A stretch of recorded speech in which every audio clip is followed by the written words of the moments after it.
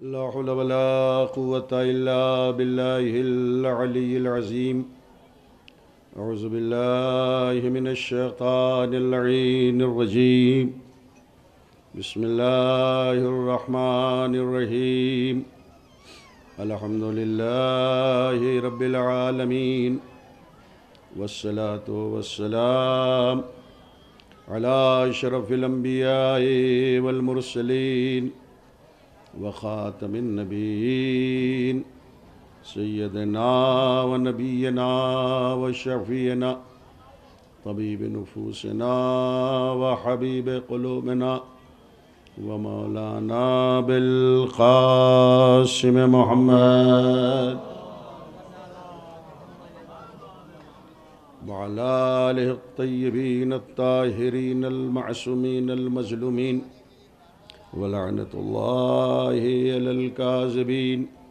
أما بعد فقد قال الله تبارك وتعالى في القرآن الحكيم: بسم الله الرحمن الرحيم.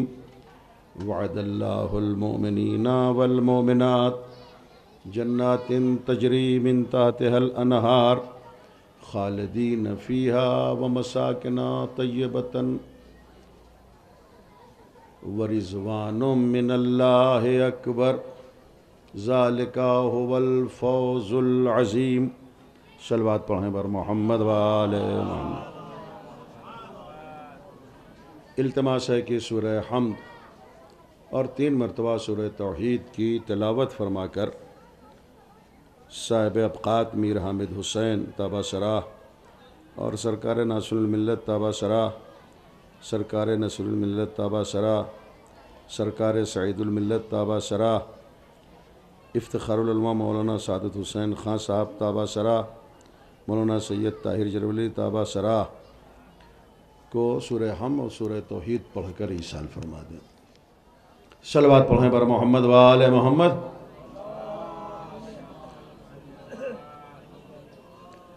گرامی قدر سامعین اور محترم مومنین،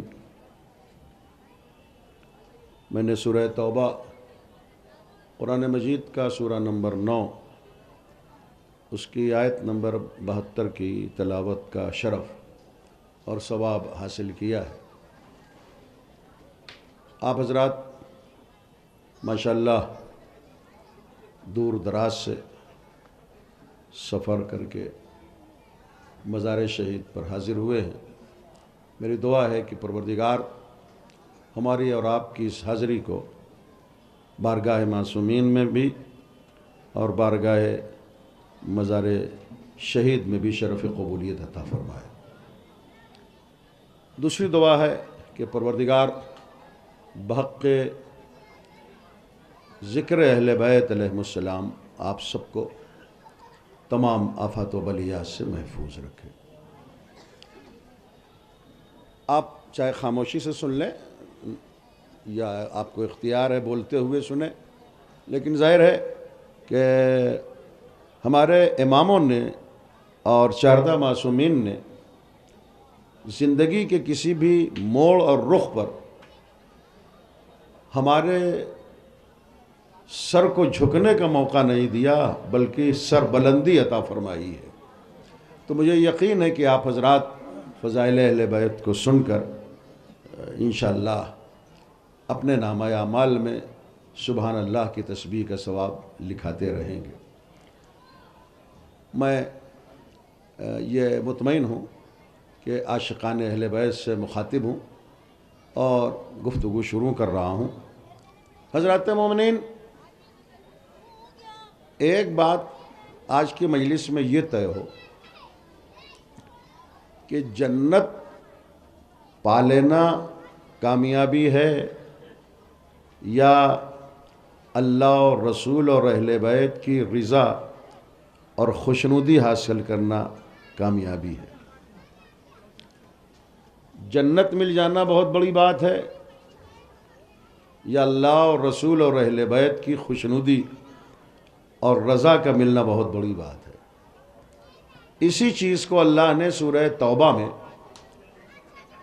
جو نواں سورہ ہے اور اس کی آیت نمبر 72 ہے، ارشاد ہوا کہ مومنین اور مومنات سے اللہ نے جس جنت کا وعدہ کیا تھا وہ اللہ نے پورا کر دیا، لیکن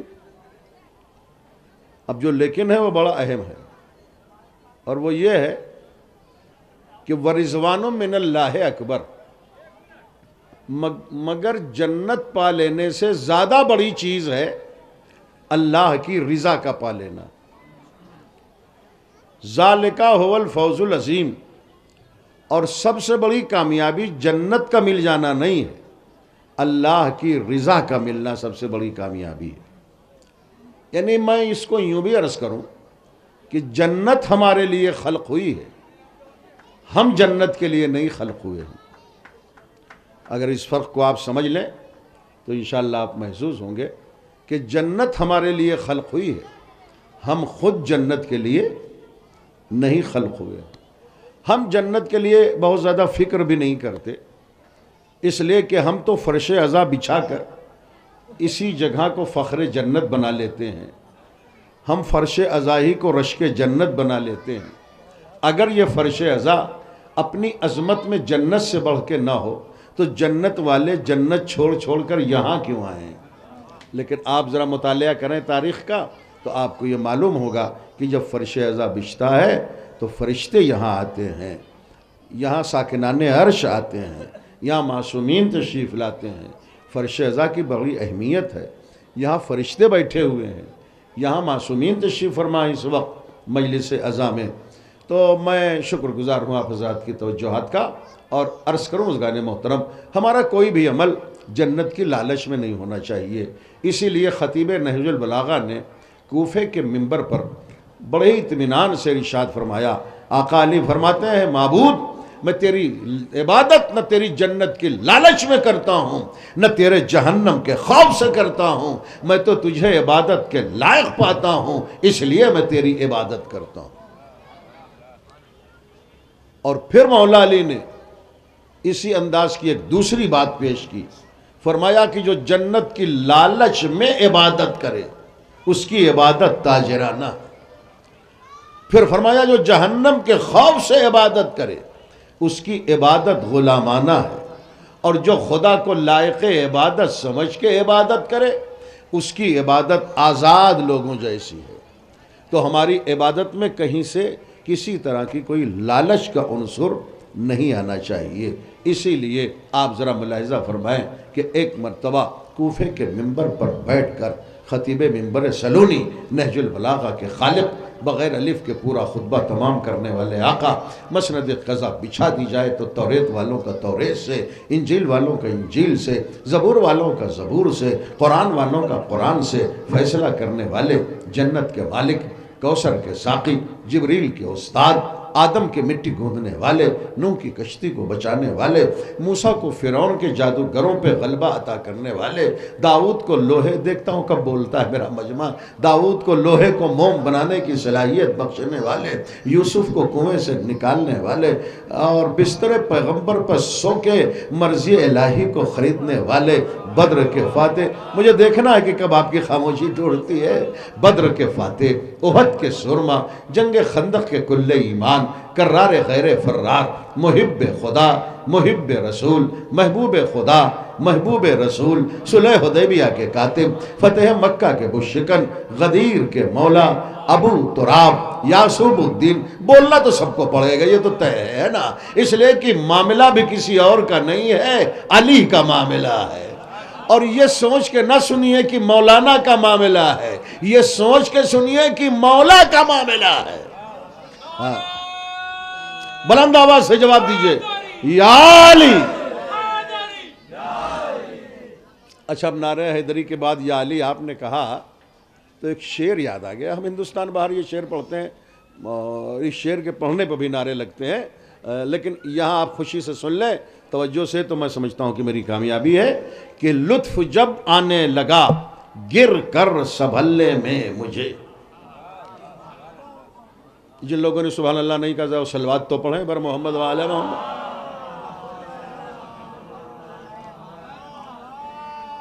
علی کے چاہنے والے بڑے چالاک ہوتے ہیں، दाहिने शाने पर बैठा हुआ है फरिश्ता जो नेकी लिखता है। अब जो सुबहान अल्लाह कहते हैं वो नेकी का सवाब ये फरिश्ता उनके नामा अमाल में लिख देता है। तो कौन है कि जो सुबहान अल्लाह कहने पर इतनी बड़ी नेकी पाए? अब थोड़ा सा तसाहुली हो जाती है बाज़ लोगों से कि वो बिल्कुल आराम से सुनना चाहते हैं कि न फेफड़े पर लोड हो, न ज़बान को हरकत हो, न लबों को जुम्बिश हो। तो भैया मेरा कोई मसला नहीं है, सुबहान अल्लाह से मेहदी हसन भाई जलालपुरी का पेट भरा है, मगर आपके शाने पर जो फरिश्ता आपकी नेकी लिखने बैठा हुआ है इसे आप न तड़पवाइएगा। ये 24 घंटे का आपका साथी है। आप जब मदहे अहले बैत, फ़ज़ाइल अहले बैत सुनकर बोलते हैं तभी ये खुश होता है और फ़ौरन आपके नामे अमाल में तस्बीह का सवाब लिखा जाता है। तो बड़ी खुशी हुई कि आप हज़रात मौलाई और गदीरी सामीन हैं और इंशाअल्लाह चहकते हुए बोलते हुए आप समात फरमाने का सलीक़ा और हुरन जानते हैं। तो बुज़ुर्गान मोहतरम, कूफे के मिंबर पर अबू तुराब यासूबुद्दीन अमीरुल मोमिनीन कायदुल गुरुल मुहज्जलीन मौलूद काबा ज़हरा के शौहर हसनैन के बाबा, ज़मीन पर रह कर आसमान से गुफ्तगू करने वाला, मैदान मुबाहला में नफ्स रसूल, आये तत्हीर में तहारत का मरकज़। तवज्जो है ना बुज़ुर्गान मोहतरम, जिसकी ज़बान लसानुल्लाह, जिसका चेहरा वजहुल्लाह। भाई बोलना सबको पड़ेगा, हाँ ये तो बात है। जिसकी ज़बान लसानुल्लाह, जिसका चेहरा, मैं एक एक मोमिन के चेहरे को देख रहा हूँ, इसलिए भी देख रहा हूँ कि मोमिन के चेहरे को देखना हदीस की रोशनी में इबादत है, हमारी ज़रूरत भी है ना। तो बोलना सबको पड़ेगा।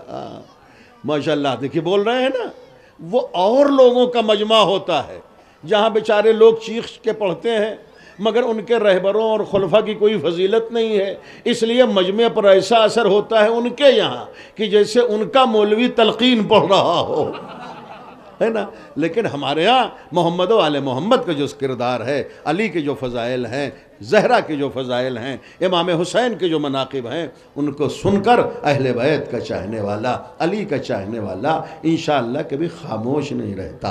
बुज़ुर्गान मोहतरम, मैं शुक्रगुज़ार हूँ मेरा वो अली जिसकी ज़बान लसानुल्लाह, जिसका चेहरा वजहुल्लाह, जिसका खिताब नफ्सुल्लाह, जिसका लक़ब वलीयुल्लाह, जिसकी आँख ऐनुल्लाह, जिसके कान उज़नुल्लाह, जिसका बाजू जंबुल्लाह, जिसका दोस्त रहमतुल्लाह, जिसका दुश्मन लानतुल्लाह। इतने अजीम आका ने कूफे के मिंबर पर बैठ के कहा, अल जुलूस फिल जामे खैरुल फिल जन्ना लिअन्नल जुलूस फिल जन्ना रज़ा नफ्सी वल जुलूस फिल जामे रज़ा रब्बी। हमारी माएँ और बहनें जहाँ जहाँ भी हैं, तर्जुमा सुने। मौला अली का इरशाद है कि अली के नज़दीक, अली इब्न अबी तालिब के नज़दीक जन्नत में रहने से ज़्यादा अच्छा और बेहतर है मस्जिद में बैठना और रहना। इसलिए अब अगर दूसरा लफ्ज़ दूँ और आप खामोश रहेंगे तो फिर मेरा मुक़द्दर कि मैं क्या करूँ, इससे ज़्यादा मैं वाज़ेह नहीं कर पाऊँगा। लेकिन मुझे 100% यकीन है कि आप ज़रूर बोलेंगे। दूसरा जुमला जो मैं पेश करने जा रहा हूँ, आका अली की हदीस का दूसरा फ़िक्रा तर्जुमे के मराहिल से गुजार रहा हूँ। मौला अली ने फरमाया है कि अली के नज़दीक जन्नत में रहने से ज़्यादा बेहतर है मस्जिद में रहना, इसलिए कि जन्नत में रहूँ तो मेरे नफ्स की रज़ा शामिल हो जाती है, मस्जिद में रहूँ तो मेरे खुदा की रज़ा शामिल होती है। सलवात पढ़ें सब मिलके बर मोहम्मद वाले।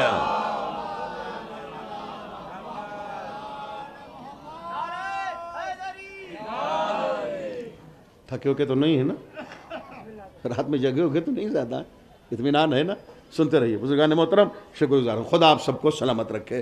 तो अर्ज़ ये करना है कि असल मसला जन्नत का नहीं, अल्लाह की रज़ा का पाना, रसूल की रज़ा का पाना, अहले बैत अलैहिमुस्सलाम की रज़ा का हासिल हो जाना, यह हमारी ज़िंदगी की सबसे बड़ी कामयाबी है बुज़ुर्गान मोहतरम। इसीलिए आप ज़रा मुलाहिज़ा फरमाएं कि इमाम हुसैन अलैहिस्सलाम ने शब आशूर 4 बातें कही थी। अब वो मसाइब के दरमियान पढ़ी जाती हैं तो जो नतीजे हैं वो रह जाते हैं, सिर्फ मसाइब पढ़े जाते हैं। लेकिन मैं शब आशूर के इस मंज़र से ایک نتیجہ دینا چاہتا ہوں کہ شب عاشور امام حسین علیہ السلام نے اپنے اصحاب سے 4 باتیں کہی تھیں. 4 باتیں پیش کرنے کا مقصد نہیں تھا. اگر اصحاب حسینی پہلی ہی بات پر راضی ہو جاتے تو امام حسین کو دوسری بات کہنے کی ضرورت نہیں تھی. فرمایا امام حسین نے، اے میرے اصحاب، سب جاگ رہے ہیں بھائی؟ ہاں، سب ذرا سا توجہ دیں اور بولتے ہوئے دیکھیں. مجھے یہ اطمینان ہے کہ کوئی سو نہیں رہا ہے. ہم تو پوری دنیا مجلس پڑھتے ہیں، لیکن کبھی کبھی یہ ایکسیڈنٹ ہوتا ہے کہ بعض جگہ لوگ سوتے ہوئے مل جاتے ہیں، اکا دکا لوگ، اور ان کا بیچارے کا نقصان ہوتا ہے. اس لیے کہ مثل مشہور ہے، جو سویا وہ کھویا، ہے نا؟ جو سویا وہ کھویا. پوری انسانی تاریخ میں ایک ہمارا اور آپ کا آقا علی گزرا ہے، جو سویا تو مرضی الہی کا خریدار بن کے اٹھا، ہے نا؟ تو انشاءاللہ کوئی سوئے ہوئے گا نہیں. جو علی کا چاہنے والا ہے وہ بڑا سمجھدار ہوتا ہے، وہ کبھی اپنا نقصان نہیں اٹھاتا. تو عرض یہ کر رہا تھا آپ کی خدمت میں کہ آپ ذرا ملاحظہ فرمائیں کہ حضرت امام حسین علیہ السلام نے ارشاد فرمایا، اے میرے اصحاب، یہ صرف میرے خون کے پیاسے ہیں، یہ صرف میرا قتل کرنا چاہتے ہیں، تم سے ان کو کچھ لینا دینا نہیں ہے. تم میرے ساتھ رہو گے تو قتل کیے جاؤ گے، لیکن اگر تم چلے جاؤ جان بچا کے تو میں حسین تمہیں اجازت دیتا ہوں. اگر امام حسین کے اس کہنے پر ان کے اصحاب کربلا سے چلے جاتے تو امام حسین علیہ السلام کو دوسری بات کہنے کی ضرورت نہیں تھی. لیکن اب مجبوراً حضرت امام حسین نے دوسری بات ارشاد فرمائی. فرماتے ہیں، اے میرے اصحاب، اگر تم یہ سمجھتے ہو کہ بحیثیت امام کے تم نے میری بیعت کر لی ہے تو میں حسین بیعت اٹھا لیتا ہوں. نہیں، شاید توجہ نہیں ہو پائی، میں لفظ نہیں دے پایا، لیکن ایسا بھی نہیں ہے کہ آپ سامنے رہ کے غیر حاضر ہیں. آپ حاضر ہیں، ذہنی طور پر بھی حاضر ہیں. مجھے یہ چاہیے تھا کہ میں یہ کہوں کہ توجہ چاہتا ہوں، وہ میں نہیں کہہ سکا. ورنہ وہ ایک حادثہ ہوتا تھا مسجد نبوی میں، مدینے میں، رسول اللہ کی زندگی میں، کہ اصحاب ان کے مسجد میں بیٹھے رہتے تھے.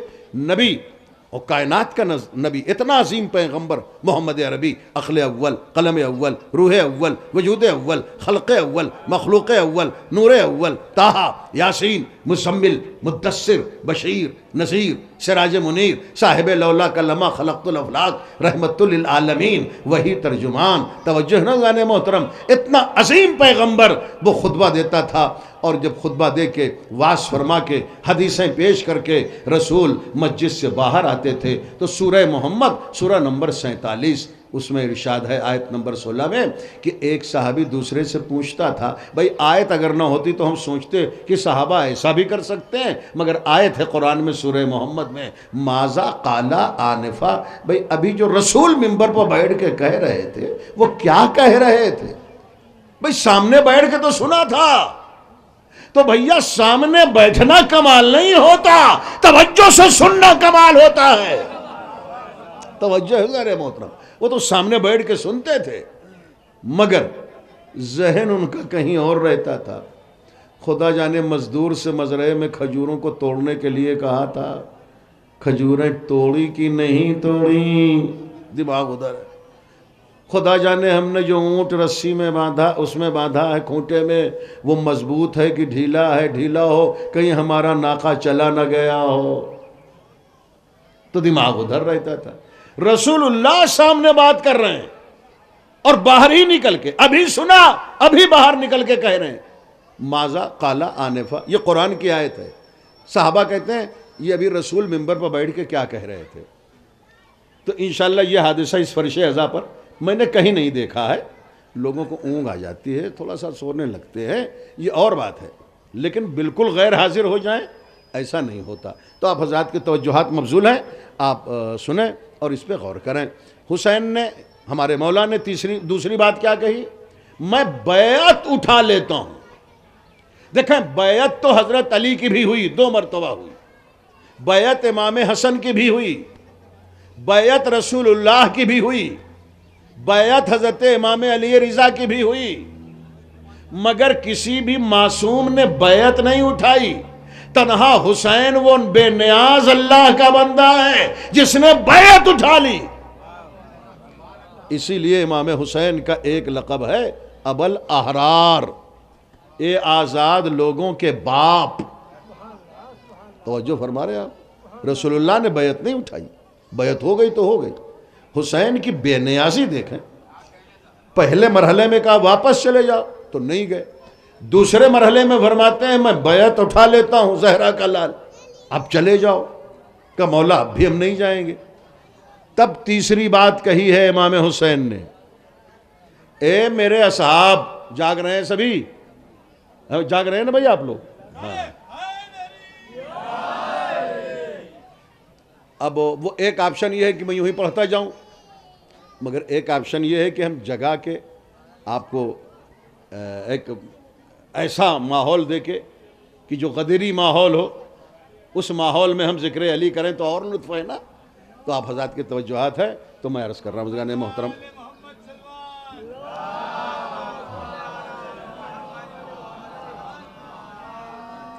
دیکھیے آپ کے اپنے لحاظ سے اگر یہ صلوات بلند آواز سے ہے تو مجھے کیا پڑی ہے کہ میں یہ کہوں کہ بلند آواز سے پڑھیے، ہے نا.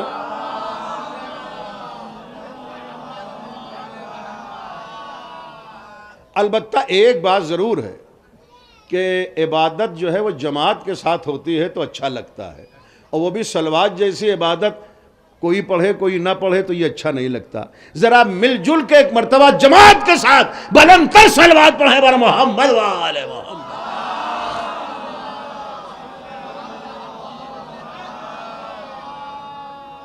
ماشاءاللہ اب پتہ چل رہا ہے کہ آپ مزار شہید ثالث پہ تشریف لائیں اور پورے وجد کے ساتھ، پورے حرارت ایمانی کے ساتھ آپ فضائل مولا سماعت فرما رہے ہیں.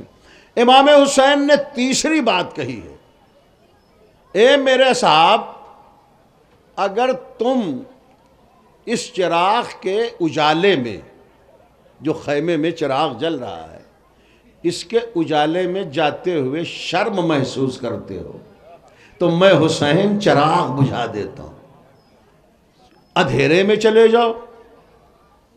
مگر یہ اصحاب حسینی کا اجتہاد تھا، سینس تھا، کامن سینس تھا کہ امام کے لیے چراغ جلنا کیا بجھنا کیا، اصل امتحان تو ہمارا ہے. بولتے رہیے بھائی، بولتے رہیے، سر نہ ہلائیے، بولتے رہیے، ہے نا. اہل بیت کے صدقے میں زبان کو بولنے کی صلاحیت ملی ہے تو ظاہر ہے کہ وہ صدقہ تو اتنا آپ کو نکالنا چاہیے نا.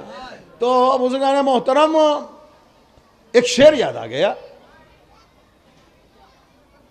اور ظاہر ہے کہ میں شاعر مزاج میں ہوں، شعر پڑھتا ہوں.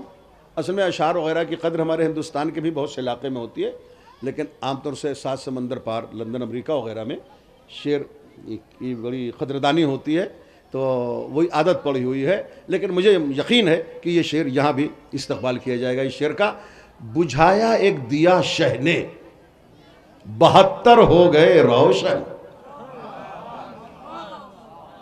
اگر آپ اتنی طاقت پر سبحان اللہ کہنے کے لیے تیار ہیں تو میں اور طاقت کیوں خرچ کروں کہ بجھایا ایک دیا شہ نے 72 ہو گئے روشن. اندھیرا خود پریشاں ہے، جلا کیا تھا بجھا کیا ہے. ہاں توجہ دیں، ہاں بہت شکریہ آپ کا. ایک صلوات پڑھیں عظمت حسین پر بر محمد وآلہ.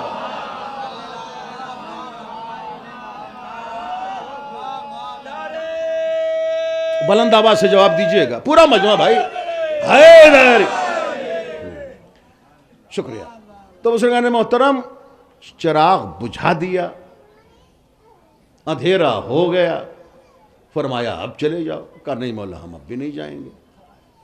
تب امام حسین نے آخری بات کہی ہے، کہا میں جنت کا مالک ہوں نا میرے صاحب. بے شک مولا، آپ کے نانا سے ہم نے سنا ہے الحسن والحسین سیدہ شباب اہل الجنہ، حسن اور حسین جنت کے جوانوں کے سردار ہیں، تو آپ جنت کے مالک ہیں. امام حسین نے فرمایا اے میرے صاحب، میں مالک جنت ہونے کی حیثیت سے تمہاری جنت کی ضمانت لے رہا ہوں. تم سب مجھے چھوڑ کے چلے بھی جاؤ تب بھی حسین تمہیں جنت دے گا.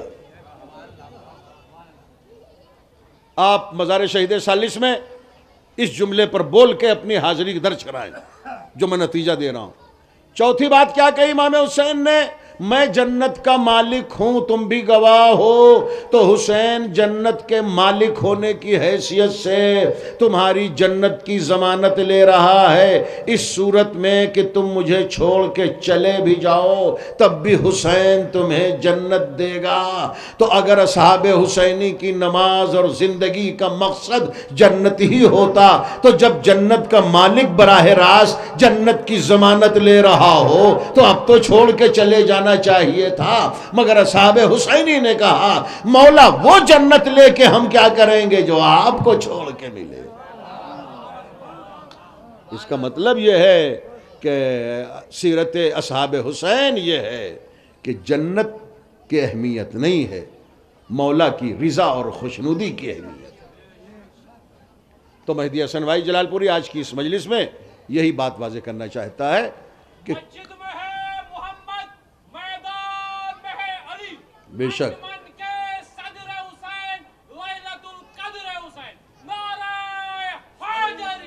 یا لے ایک اتنی بلندر سلوات پڑھ دیں سب مل کے بر محمد والے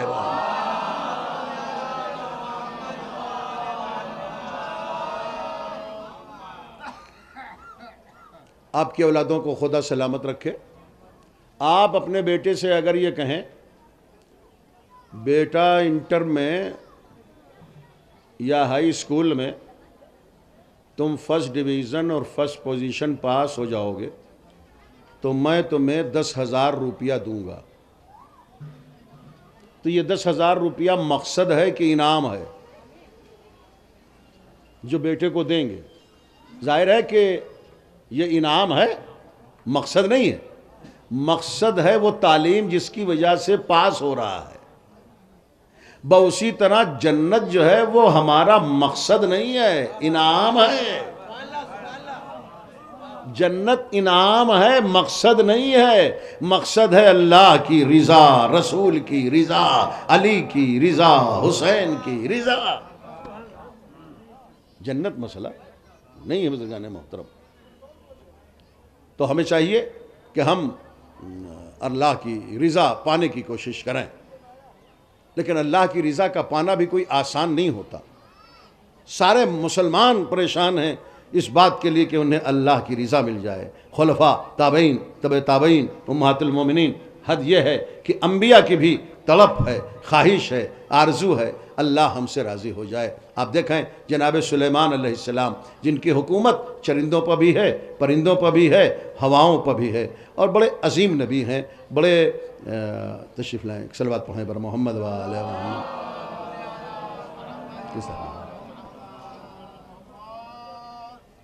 تو یہ ہمارے بعد آپ کی مجلس شاید ہے؟ اچھا ٹھیک۔ ایک اور ذرا صلوات سے سہارا دیں بر محمد وآلہ محمد۔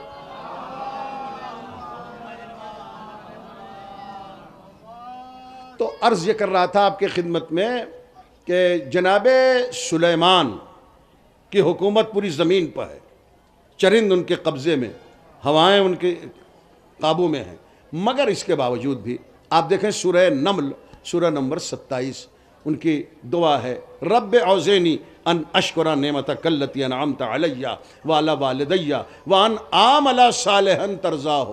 پروردگار تو مجھ سلیمان کو ایسے عمل کے بجا لانے کی توفیق دے کہ جس سے تو مجھ سے راضی ہو جائے۔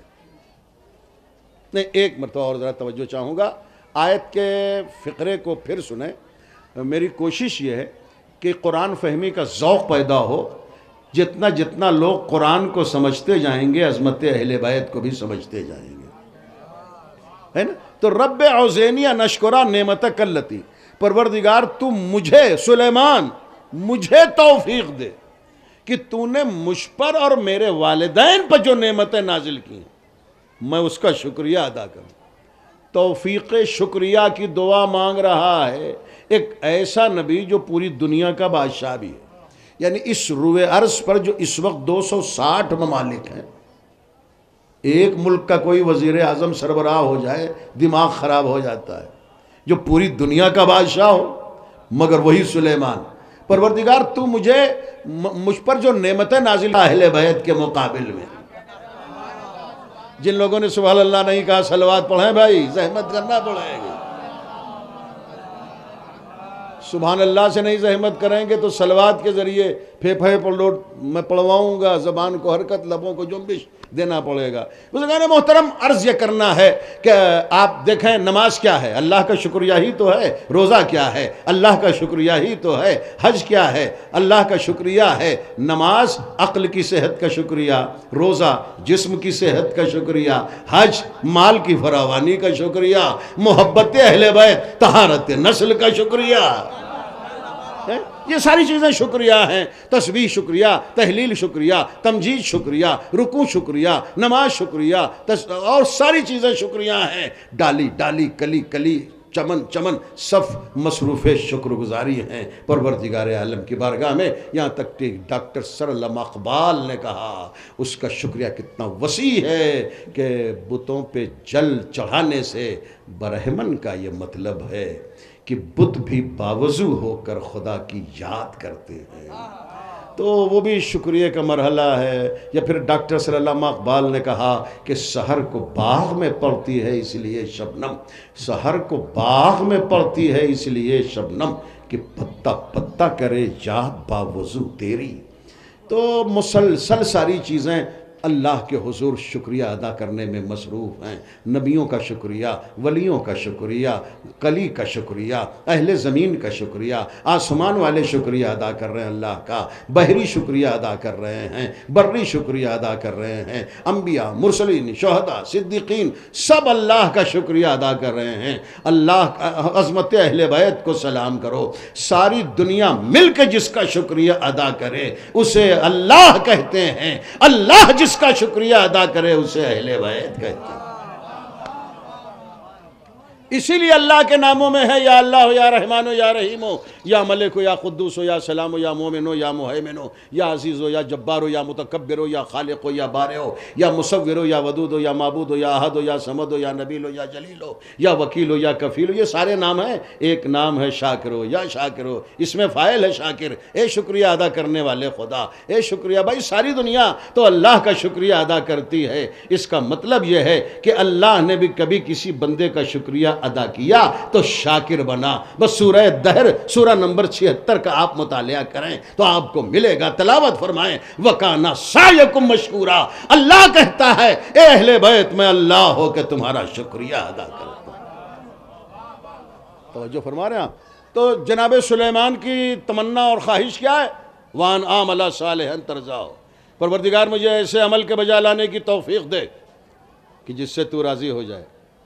توجہ ہے نا بھائی؟ میرا جو تھرمامیٹر ہے وہ بتا رہا ہے کہ آپ لفظوں کو سنبھال رہے ہیں، اسی لیے میں چند جملے اور بڑھا رہا ہوں، ورنہ میری خوبی یا خرابی ہے کہ اگر بات میں واضح نہیں کر پاتا کسی ایسے مجمع میں تو پھر سماعتوں کے مقتل میں میں اپنے لفظوں کی تڑپتی ہوئی لاشیں بھی نہیں دیکھ سکتا۔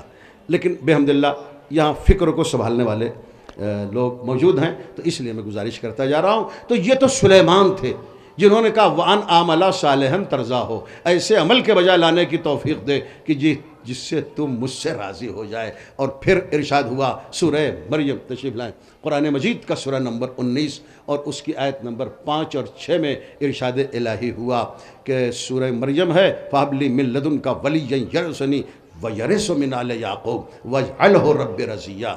پروردگار، زکریا کی 120 سال کی ایج ہو گئی، کوئی بیٹا نہیں ہوا، کوئی وارث نہیں پیدا ہوا، تو اب اس 120 سال کی ایج میں کہتے ہیں پروردگار تو مجھے ایک بیٹا عطا کر، وارث عطا کر، مگر شرط یہ ہے وَاجْعَلْهُ رَبِّ رَضِيًّا، ایسا بیٹا دینا جس سے تو راضی بھی ہو۔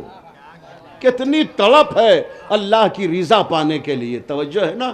سورہ طٰہٰ، آیتوں کا لوڈ میں نے کم کر دیا اس لیے کہ ایک تو ظاہر ہے کہ میں 1.5 پونے 2 گھنٹے کا خطیب اور 50 منٹ زیادہ زیادہ وقت، تو اس کشمکش حالات اور وقت میں ہم کوئی تفصیلی گفتگو کا آغاز نہیں کر سکتے تھے، لیکن بہرحال اس ایجاز و اطناب کے فرق کو سمجھنے والے سامعین موجود ہیں۔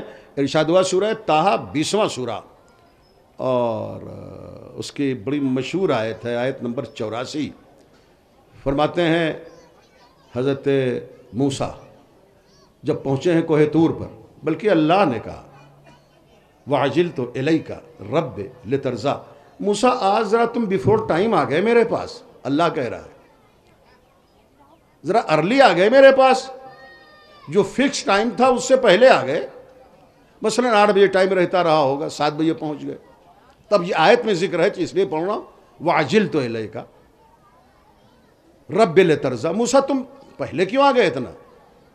کہا میرے پروردگار رب لترضا، جلدی اس لیے آ گیا تاکہ تو مجھ سے راضی ہو جائے۔ بھئی حضرت موسیٰ کا اسٹیٹس آپ سمجھیں، وہ نبی بھی ہیں، رسول بھی ہیں، اور کلیم بھی ہیں، اور اولو العزم بھی ہیں۔ 5 ہی نبی تو اولو العزم ہیں، جناب ابراہیم، جناب موسیٰ، اولو العزم، ول پاور والے، عزم والے۔ اولو العزم اس لیے نہیں کہ بہت نمازیں پڑھتے تھے، بہت روزہ رکھتے تھے، بہت تسبیح پڑھتے تھے، نہیں، اولو العزم اس لیے کہے گئے کہ وقت کے ظالم بادشاہوں کا ڈٹ کے مقابلہ کیا، اس لیے موسیٰ بھی اولو العزم ہے، جناب ابراہیم بھی اولو العزم ہے نا یعنی محترم۔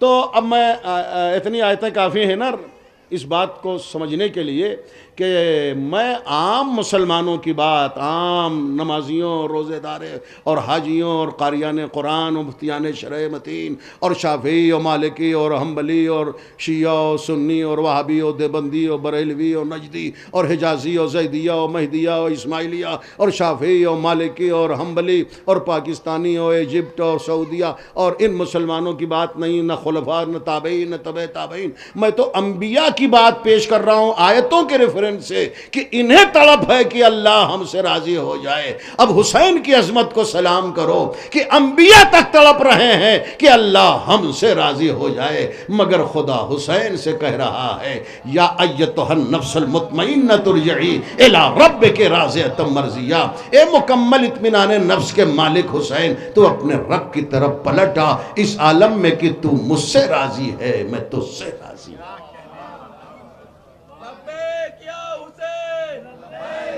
بھیا بلند آواز سے کہیے، بلند آواز سے، حال میں کیا حسین، لبیک یا حسین، لبیک یا حسین، لبیک یا حسین، لبیک یا حسین، لبیک یا حسین، لبیک یا حسین، لبیک یا مہندی، لبیک یا مہندی، لبیک یا مہندی، سلامت رہیں، سلامت رہیں۔ لبیک سیستانی، لبیک سیستانی، لبیک سیستانی، لبیک سیستانی، لبیک خامنائی، لبیک خامنائی، نعرہ حیدری۔ بہت بہت شکریہ آپ حضرات کی توجہات کا۔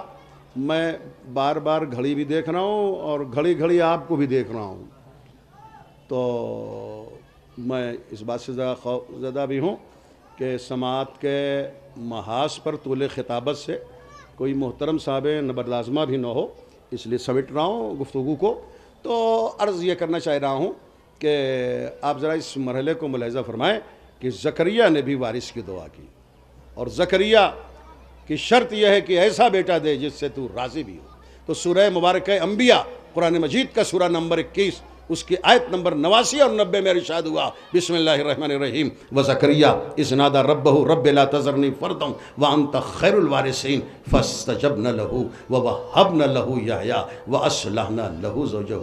میرے حبیب ذرا یاد کرو اس وقت کو کہ جب زکریا نے دعا کہ معبود مجھے بیٹا دے، فاستجبنا، ہم نے زکریا کی دعا کو قبول کیا۔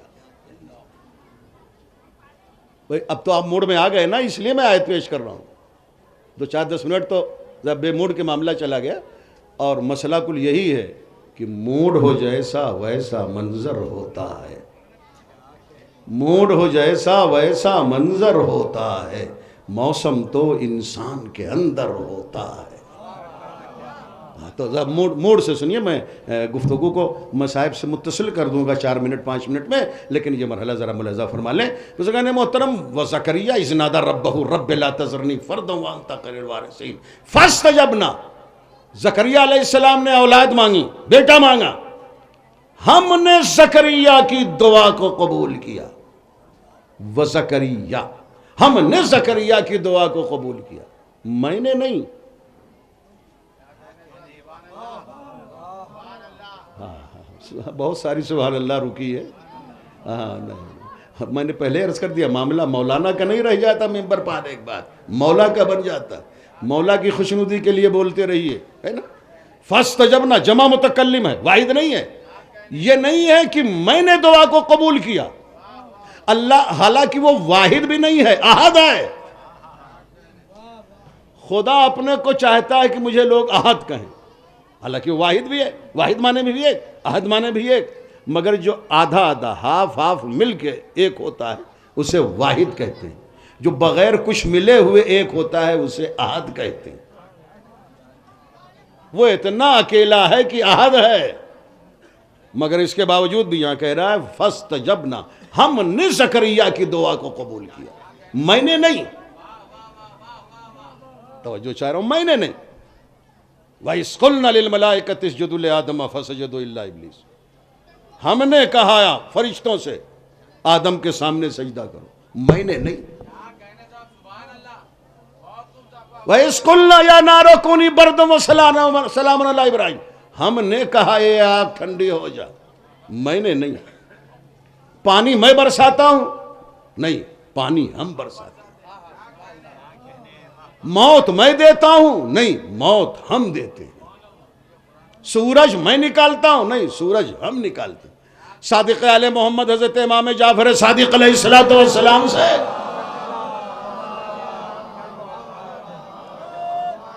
یہ پوچھا گیا کہ فرزند رسول یہ بتائیے کہ خدا نے بہت چند مقام پر 2-4 جگہ کہا میں، باقی ہر جگہ ہم. سورج ہم نکالتے ہیں، پانی ہم برساتے ہیں، دانہ ہم اگاتے ہیں، روح ہم قبض کرتے ہیں، دعائیں ہم قبول کرتے ہیں. تو مولا یہ ہم اور میں کا مطلب کیا ہے؟ تو ہمارے چھٹے امام نے کہا جہاں خدا میں کہے وہاں وہ خود مراد ہوتا ہے، جہاں ہم کہے وہاں اس کے ساتھ ہم اہل بیت شامل ہوتے ہیں. صلوات پڑھیں بر محمد وآل محمد.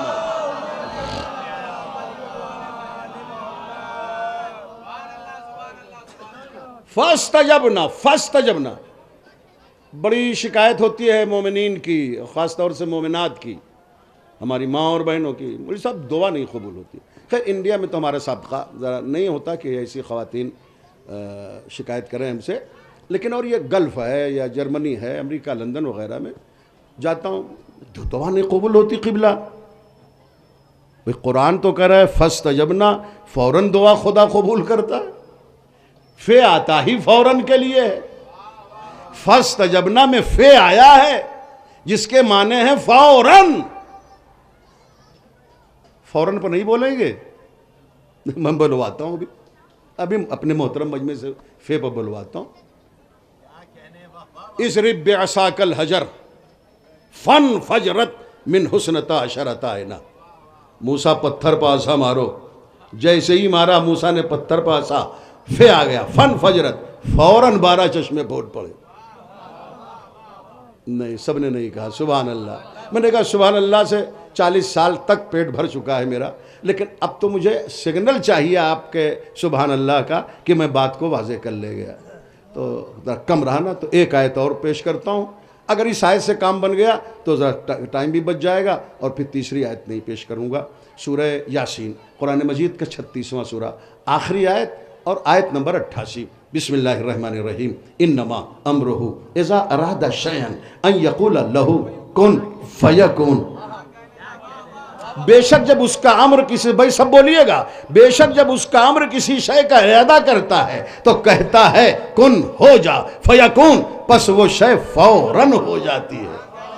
فے آتا ہے فوراً کے لیے. ادھر دیکھیے گا بھائی محترم سامعین، فے آتا ہے فوراً کے لیے جہاں گیپ نہ ہو، وقفہ نہ ہو، فاصلہ نہ ہو، نہ 1 دن کا، نہ 5 دن کا، نہ 5 مہینے کا، نہ 25 سال کا، نہ 25 سال کا، نہ 25 سال کا گیپ ہو، وہاں فے آتا ہے.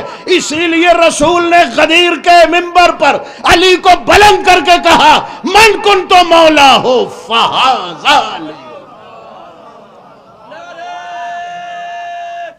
حیدری بلند آواز سے ایک اتنی بلند صلوات پڑھتے سب مل کے بر محمد وآلہ محمد.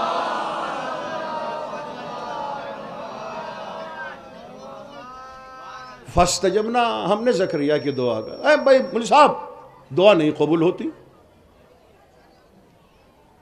انڈین ایئر لائنس فلائٹ چلتی تھی، اب تو بند ہو گئی. ہم نے بہت سفر کیا اس سے، خلیج کے ممالک میں وہ فلائٹ جاتی تھی اور اب بند ہو گئی. یہ کنگ فشر بند ہو گیا. کاٹھمنڈو کے انٹرنیشنل ایئرپورٹ سے اس فلائٹ نے اڑان بھری تھی اور دلی کے IGI پر اس کو لینڈ ہونا تھا. فضا میں خلا میں کسی ملا نے اس کی ہائی جیکنگ کر لی پلین کی. وہ بجائے دلی لینڈ ہونے کے قندھار پہنچ گیا تھا. یاد ہے؟ اس کا مطلب یہ ہے کہ خلا میں فضا میں جہاز جیسی بڑی چیز کی جب ہائی جیکنگ ہو جائے تو وہ اصل جگہ پہنچ نہیں پاتا. اسی لیے دعائے کمیل میں آقا علی نے فرمایا اللہم اغفر لی الذنوب التی تحبس الدعا، پروردگار تو میرے ان گناہوں کو معاف کر دے جو گناہ دعاؤں کو اوپر جانے سے روک دیتے ہیں. آپ نے ہومیوپیتھ کی ننھی منی گولیاں دیکھی ہیں؟ آپ کسی ہومیوپیتھ کے ڈاکٹر سے ملیے تو وہ شرط رکھے گا جب کھانا ہو تو آدھے گھنٹے پہلے پان نہ کھائیے گا، تمباکو نہ کھائیے گا، اور جب یہ کھا لیں تو پھر 1 گھنٹے بعد تک آپ میٹ نہ کھائیے گا، مسالہ نہ کھائیے گا. ڈاکٹر صاحب دوا دیجئے، یہ اتنی پرہیز، آدھے گھنٹہ پہلے یہ 1 گھنٹہ بعد وہ، کا دوا اثر نہیں کرے گی. بھیا جو حال دوا کا ہے وہی تو دعا کا ہے. ابھی جھوٹ بول رہے تھے ابھی دعا مانگنے لگے، ابھی غیبت کر رہے تھے ابھی دعا مانگنے لگے. پہلے زبان کو فلٹر تو کرو،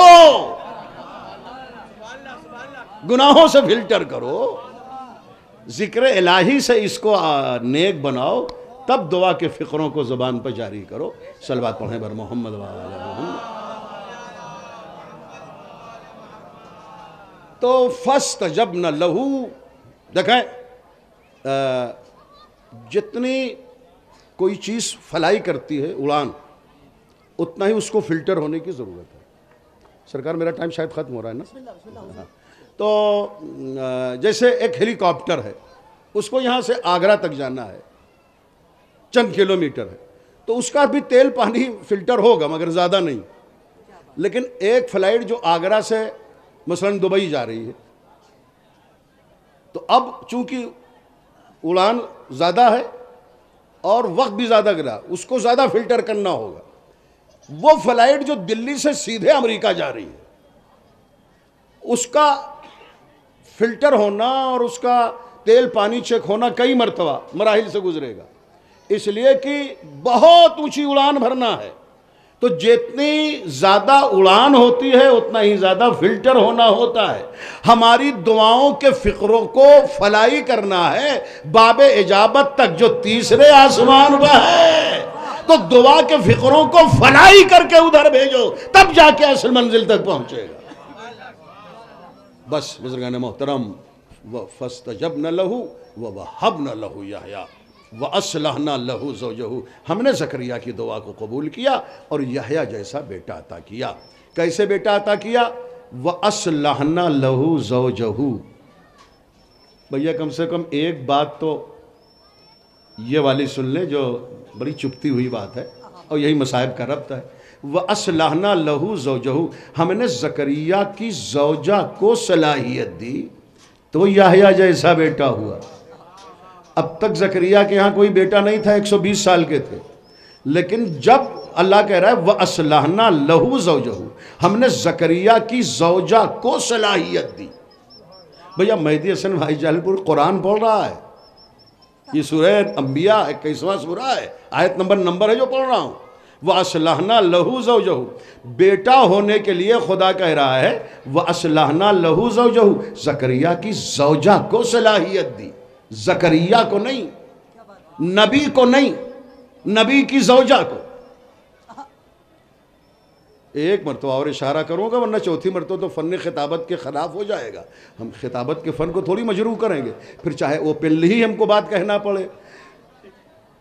نبی زکریا نبی ہیں اور ان کے ہاں 120 سال کی ایج تک بیٹا نہیں ہوا. اب جو دعا کی تو بیٹا ہوا. بیٹا کیسے ہوا اس کا ریزن خدا بتا رہا ہے. ہم نے زکریا کو صلاحیت نہیں دی کہ بیٹا ہو.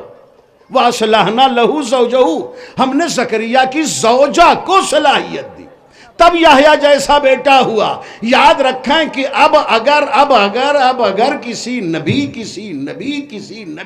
کی زوجہ کے یہاں اولاد نہ ہو تو یہ نبی کا مسئلہ نہیں ہے، زوجہ کی کمی کا مسئلہ ہے۔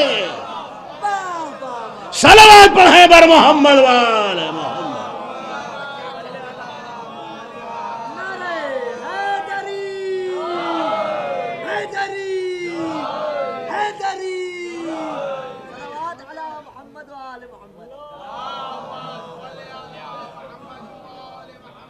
تو ہماری تقریر کا خلاصہ یہ تھا کہ ہمارا کوئی بھی عمل جنت کی لالچ میں نہ ہو، ہے نا؟ اس لیے کہ ہم نے اس آقا کو مانا ہے کہ جس نے بڑی کانفیڈنس کے ساتھ کہا الجلوس فی الجامع خیر لی فی الجنہ لأن الجلوس فی الجنہ رضا نفسی والجلوس فی الجامع رضا ربی، یعنی علی کے نزدیک جنت میں رہنے سے زیادہ بہتر ہے کہ مسجد میں رہے۔ جنت میں رہوں تو میرے نفس کی رضا شامل ہوتی ہے، مسجد میں رہوں تو میرے خدا کی رضا شامل ہوتی ہے۔ تو جنت بہت بڑا مسئلہ ہے، مگر آپ تو مسئلہ نہ بنائیے۔ ارے جنت میں تو بلہم بن باور کا گدھا بھی جائے گا، اصحاب کہف کا کتا بھی جائے گا۔ بڑا دلچسپ مسئلہ تھا 15-20 منٹ کا، لیکن ہم اس کے نہیں چھیڑیں گے، اس لیے کہ گنجائش نہیں۔ ہم علماء کرام اور خطبہ ذوی الاحترام کا احترام خود بھی کرتے ہیں اور وقت کی نزاکت کو پیش نظر رکھتے ہیں تاکہ کسی کے ساتھ ناانصافی نہ ہونے پائے۔ تو اب جو دوسرے خطیب گرامی کا وقت ہے اسے ہم 2-4 منٹ تو لے سکتے ہیں، 20-25 منٹ تھوڑی لے سکتے ہیں، ہے نا؟ تو بس بزرگان محترم بات یہیں پر رک رہی ہے۔ تو کتنا عظیم بندہ وہ ہوگا جسے مخاطب کر کے خود خدا کہے کہ خود ہی کو کر بلند اتنا کہ ہر تقدیر سے پہلے خدا بندے سے خود پوچھے بتا تیری رضا کیا ہے۔ یہ امام حسین کے لیے، حسین 1900 زخم کھا کے مرتجز نامی گھوڑے پر سوار ہیں اور جھوم رہے ہیں۔ میر انیس کی روح تھی نا کربلا میں؟ بھئی یہ حقیقت تو آپ جانتے ہیں نا کہ آدم کی خلقت سے لاکھوں برس پہلے قیامت تک پیدا ہونے والے جسموں کی روحیں اکٹھا خلق ہو گئیں۔ اب آدم سے لے کے قیامت تک جسم پیدا ہوں گے، روح نہیں خلق ہوگی۔ روح جو خلق ہے وہی جسم میں ڈال دی جاتی ہے۔ تو میر انیس کی روح کربلائے معلیٰ میں تھی۔ بزبان معصومہ کونین سلام اللہ علیہا میر انیس کہتے ہیں کہ شہزادی فرماتی ہیں اپنی بیٹی زینب سے اس وقت کہ جب حسین، وہ تو قدرت کی آواز تھی عاطف غیبی کی شکل میں کہ یا ایتھا النفس المطمئنہ ترجعی الی ربک راضیۃ مرضیہ، اور پھر ادھر شہزادی فاطمہ نے کہا اپنی بیٹی سے 1900 ہے زخم تنے چاک چاک پر، زینب نکل حسین تڑپتا ہے خاک پر۔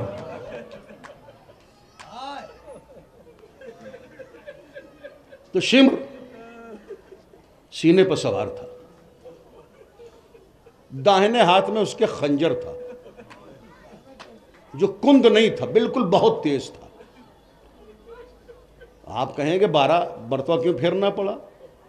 وہ خنجر کے کند ہونے کی وجہ سے نہیں، حسین کا گلا زیادہ سوکھا ہونے کی وجہ سے۔ اس لیے کہ امام حسین نے تو فرمایا تھا نا اپنے بیٹے علی اکبر سے، بیٹا تیرا بابا اس وقت اتنا پیاسا ہے کہ جب میں آسمان دیکھتا ہوں تو دھواں دھواں دکھائی دیتا ہے۔ میں مصائب جاری رکھے ہوئے ہوں، مگر میں ماں اور بہنوں کی اور بھائیوں اور بزرگوں کی اتنی بڑی تعداد کو دیکھ کے دعا کر کے اسی سلسلے مصائب کو آگے بڑھاؤں گا، اور 5 منٹ سے زیادہ وقت شاید نہیں لوں گا۔ میری دعا ہے کہ پروردگار یہ جتنے بھی مومنین تشریف لائے ہماری ماں اور بہنیں مختلف شہروں اور دیہاتوں سے، یہ خیریت سے اپنے اپنے گھر پہنچیں، سلامتی کے ساتھ اپنے اپنے وطن پہنچیں۔ اس لیے کہ کوئی باپ آیا ہوگا جس کی بیٹی انتظار کر رہی ہوگی گھر پہ،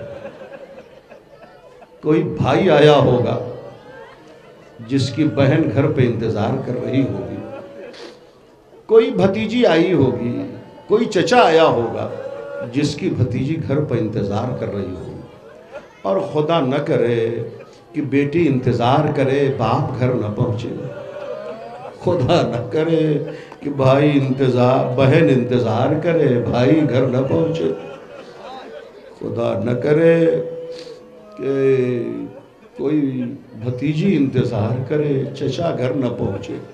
یہ مصیبت بس فاطمہ صغرا کے لیے تھی، انتظار کرتی رہی صغرا میرا بابا آئے گا، حسین نہ پہنچے، انتظار کرتی رہی صغرا میرا بھیا علی اکبر آئے گا، حسین نہیں پہنچے، انتظار کرتی رہی صغرا میرا چچا عباس مدینے آئے گا، عباس نہ پہنچے۔ سلامت سے جاؤ، میرے لیے بھی سلامتی کی دعا کرتے رہو۔ تو بزرگان محترم 1900 ہیں زخم تنے چاک چاک پر، زینب نکل حسین تڑپتا ہے خاک پر۔ کم و بیش 39 بچے تھے، 35 خواتین تھیں خیموں میں۔ خواتین بھی کیسی کیسی تھی، جناب ام لیلہ، جناب رباب، جناب قضائیہ، جناب فضہ، جناب لبابہ عباس کی بیوہ، جناب عاتقہ، جناب رقیہ علی کی سب سے چھوٹی بیٹی، جناب فضہ، وہب کلبی کی ماں قمر، کیسی کیسی خواتین تھیں۔ ان 35 خواتین میں زہیر ابن قین کی زوجہ دلہم، یہ سب خواتین تھیں، اور 40 بچے تھے۔ بچے بھی کیسے کیسے، عباس کا بیٹا محمد، مسلم بن عقیل کی بیٹی عاتقہ، حسین کے سینے پر سونے والی سکینہ۔ مگر اس تعداد سے جیسے ہی حسین گھوڑے سے گرے مرتجس سے اور شمر سینے پر سوار ہوا، تو بچوں میں سے سکینہ نکلی خیمے سے، خواتین میں سے زینب نکلی، دونوں ساتھ ساتھ ہیں۔ آپ حضرات زیارت کرنے کے لیے کربلا جائیں تو آپ یہ منظر دیکھیں گے کہ خیمے سے ٹیلے کا فاصلہ، جسے تلہ زینبیہ کہتے ہیں، اچھا خاصا ہے۔ وہاں تک تو زینب کے ساتھ ساتھ سکینہ ہے، یا سکینہ کے ساتھ زینب ہے، لیکن اسی ٹیلے پر شہزادی زینب رک گئی، جہاں سے اس جگہ کا فاصلہ ٹھیک 70 قدم ہے، جو نشیب ہے جہاں حسین کا سر کٹا۔ عزادارو، پھر اب قیامت کی باتیں ہیں جو 3-4 منٹ کی ہیں، کہ شہزادی زینب رک گئیں تو سکینہ کہتی ہیں پھوپھی اماں آپ اس سے آگے نہ بڑھیں گے؟ بیٹی سکینہ کچھ مصلحت ہے کہ میں یہیں رک جاؤں؟ تو جناب زینب رک گئیں، اور جناب زینب کے رکنے کی نشانی وہ ٹیلا جسے تلہ زینبیہ کہتے ہی ہیں، تب سے لے کے آج تک مشہور ہے۔ لیکن شہزادی نے کہا کہ بیٹی سکینہ تم جاؤ اپنے بابا کے پاس۔ اب جو سکینہ آئی ہیں حسین کے پاس، اپنے بابا کے پاس، تو داہنے ہاتھ میں شمر خنجر لیے سکینہ کے بابا کے سینے پر سوار تھا۔ سکینہ کہتی ہے ظالم تیرا ارادہ کیا ہے؟ کہ اس خنجر سے اس مظلوم کا گلا کاٹنا کا تو یاد رکھ۔ سکینہ نے 2 بہت بڑے چیلنج قبول کیے، چیلنج تو قبول کیے ہیں کئی چیلنج، لیکن 2 ایسے چیلنج قبول کیے ہیں جہاں ایک 4 سال کی بچی کے لیے اتنے بڑے چیلنج کو قبول کرنا بہت بڑا کارنامہ ہو گیا۔ ایک دربار یزید میں جب یزید نے محبت حسین کا ذکر کیا تو سکینہ نے کہا ہاں میرا بابا بہت چاہتا تھا، کہ میں تو جب جانوں سکینہ تیرا بابا بہت چاہتا تھا کہ تو اپنے بابا کے سر کے پاس نہ آئے، تیرے بابا کا کٹا ہوا سر تیری گود میں آ جائے۔ سکینہ نے کہا یہ چیلنج مجھے قبول ہے یزید، میرا بابا میری گود میں آ جائے گا۔ تب عزادارو یاد ہے نا کہ جلا ہوا کرتا پھیلایا تھا 4 سال کی زہرا نے، بابا محبت کا امتحان ہو رہا ہے، آ جاؤ میری گود میں بابا، آیا تھا نا۔ تو یہ تو شام کا واقعہ ہے، لیکن یہ ہے کربلا۔ عزادارو حسین کے سینے پر شمر سوار ہے، سکینہ بالکل پاس ہے، اور شمر سے گفتگو ہو رہی ہے سکینہ میں، کہ ایک مرتبہ کہتی ہے سکینہ کہ جب تک یہ بیٹی زندہ ہے ظالم تو میرے بابا کا سر نہیں کاٹ سکتا، اچھا تو تیرا یہ بابا ہے، تو اس کی بیٹی ہے؟ ہاں کہا تیرا نام سکینہ تو نہیں ہے؟ سکینہ نے کہا شمر سے میرا نام سکینہ ہے۔ کہا تو وہی بچی ہے کہ جب تک اپنے بابا کے سینے پر نہیں آتی تھی، نیند نہیں آتی تھی؟ ہاں میں وہی بیٹی ہوں حسین کی۔ دیکھیں حسین کی کئی بیٹیاں تھیں سکینہ کے علاوہ، مگر کم سے کم میں نے کسی مقتل میں نہیں دیکھا کہ اور بیٹیوں کی بھی یہ عادت ہو کہ جب تک بابا کا سینہ نہ ملے حسین کا نیند نہ آتی ہو۔ یعنی جناب فاطمہ کبریٰ وہ بھی حسین کی بیٹی، جناب فاطمہ صغریٰ وہ بھی حسین کی بیٹی، جناب سکینہ وہ بھی حسین کی بیٹی ہیں، مگر اور بیٹیوں کے لیے کم سے کم میں نے یہ نہیں دیکھا، نہ کسی ذاکر سے سنا، نہ آپ نے بھی سنا ہوگا کہ ان کا بھی یہ مزاج رہا ہو کہ جب تک بابا کا سینہ نہ ملے، جب تک حسین کے سینے پر نہ آ جائیں تب تک بیٹی کو نیند نہ آئے۔ یہ صرف سکینہ کے لیے تھا کہ جب تک بابا کا سینہ نہیں ملتا تھا سکینہ کو نیند نہیں آتی تھی، اور خود سکینہ کو قرار نہیں آتا تھا۔ 24 رجب 57 ہجری کو جناب سکینہ پیدا ہوئی ہیں، اور جب کچھ بڑی ہوئیں تو ایک مرتبہ حسین کو کوئی سفر پیش ہوا، 3 دن کے لیے مدینہ باہر جانا ہوا۔ اب حسین پریشان ہے، میری بیٹی کس کے سینے پر سوئیں گی؟ تو علی اکبر کے پاس آئے حسین، بیٹا تم سکینہ کو اپنے سینے پر سلا لو گے نا بیٹا؟ ہاں بابا میری بہن میرے سینے پر سوئے گی۔ اچھا حسین، اچھا بیٹا اکبر، تیرا بابا حسین جا رہا ہے، میری بیٹی کا خیال رکھنا، اپنی بہن کا خوب خیال رکھنا، وہ میرے سینے پر سونے کی عادت ہے۔ بہرحال 3 دن تک ظاہر ہے کہ حسین کی بیٹی علی اکبر کے سینے پر سوتی تھی۔ اب جو سفر سے واپس آئے حسین تو دروازے کی اوڑ سے دیکھا، ایک مرتبہ سکینہ کہتی ہے بھیا اکبر، تو کئی مرتبہ اکبر کہتے ہیں ہاں سکینہ، ہاں بہن سکینہ، ہاں میری پیاری سکینہ۔ یہ منظر دیکھ کے حسین چیخ مار کے رونے لگے۔ یہ آواز علی اکبر نے سنی، بہن کو سینے سے اتارا، بابا کی خدمت میں آئے، ہاتھ جوڑے، کہا بابا کیا مجھ سے کوئی کوتاہی ہو گئی سکینہ کے خیال رکھنے میں؟ کہا نہیں بیٹا، یہ منظر دیکھ کے تیرا بابا رونے لگا۔ کہا بابا کیا منظر میں قیامت آ گئی؟ کہا بیٹا میرے لال علی اکبر، آج میری بیٹی ایک مرتبہ بھیا علی اکبر کہہ رہی ہے تو تم کئی مرتبہ کہہ رہے ہو ہاں سکینہ، ہاں سکینہ۔ ارے بعد عصر جب شمر تماچے مارے گا تو میری بیٹی پکار کے کہے گی بھیا علی اکبر شمر کے تماچوں سے بچاؤ، بھیا چچا شمر کے تماچوں سے بچاؤ، اور کوئی نہ ہوگا کہ جو بچا لے۔ ختم ہو رہی مجلس۔ شمر کہتا ہے سکینہ تو کیا کر لے گی؟ اتنا سننا تھا کہ سکینہ نے اپنا گلا بابا کے گلے پر رکھ دیا۔ او شمر اگر میرے بابا کا گلا کاٹنا ہے تو پہلے میرا گلا کاٹنا ہوگا۔ 1 منٹ کے لیے شمر حسین کے سینے سے اتر گیا، اور داہنے ہاتھ میں جو خنجر تھا وہ 1 منٹ کے لیے زمین پر رکھا، اور اس ہاتھ میں تازیانہ لیا، تازیانہ لے کے سکینہ کی پشت پر خوب مارا۔ سکینہ مقتل کربلا میں کہہ رہی تھی اس وقت جب دوبارہ شمر حسین کے سینے پر سوار ہوا، ہے کوئی جو میرے بابا کو بچا لے؟ عزادارو ادھر حسین کا سر کٹا، آخری 1 منٹ مجلس تمام، ادھر حسین کا سر کٹا، ادھر 7 علامتیں کربلا میں ظاہر ہوئیں زمین اور آسمان کے درمیان۔ جب سے یہ دنیا قائم ہے سوائے 10 محرم کے یہ 7 علامتیں کبھی اکٹھا نہیں ظاہر ہوئیں۔ جیسے ہی حسین کا سر کٹا زمین کو زلزلہ آ گیا، پہلی علامت۔ دوسری علامت فرات کا پانی نیزوں اچھلنے لگا، یہ دوسری علامت۔ تیسری علامت لوگوں کے بدن میں کپکپی آ گئی، یہ تیسری علامت ہے نا عزادارو۔ چوتھی علامت آسمان سے خون کی بارش ہونے لگی۔ پانچویں علامت عزادارو سورج کو گہن لگ گیا۔ چھٹی علامت دن میں تارے نظر آنے لگے۔ یہ تمام علامتیں قیامت تھیں، لیکن تلہ زینبیہ پر جس بہن نے بھائی کا کٹتا ہوا سر دیکھا اس نے یہ بھی قیامت دیکھی۔ ان 6 علامتوں کے ساتھ ساتھ جو بڑی علامت تھی وہ یہ ہے کہ سیاہ آندھیاں چلنے لگیں۔ اب میری عقل نہیں کام کرتی کہ تلہ زینبیہ سے علی کی بڑی بیٹی سجاد کے خیمے تک کیسے آئی۔ آپ کربلا تو جا کے دیکھیں کتنا فاصلہ ہے تلہ زینبیہ سے سجاد کے خیمے کا، مگر انہی چلتی ہوئی سیاہ آدھیوں کے درمیان جہاں سامنے کا آدمی نظر نہیں آتا تھا، علی کی بڑی بیٹی 18 بھائیوں کی بہن ام المصاحب شریکت الحسین، فکر و نظر کی رسول، ہوش و خرد کی امام، صبر کی پروردگار، ایثار و سخاوت کا زمزم، قربانیوں کی سلسبیل، سخاوت کا زمزم، عزادارو یہ وہ علی کی بیٹی ہے۔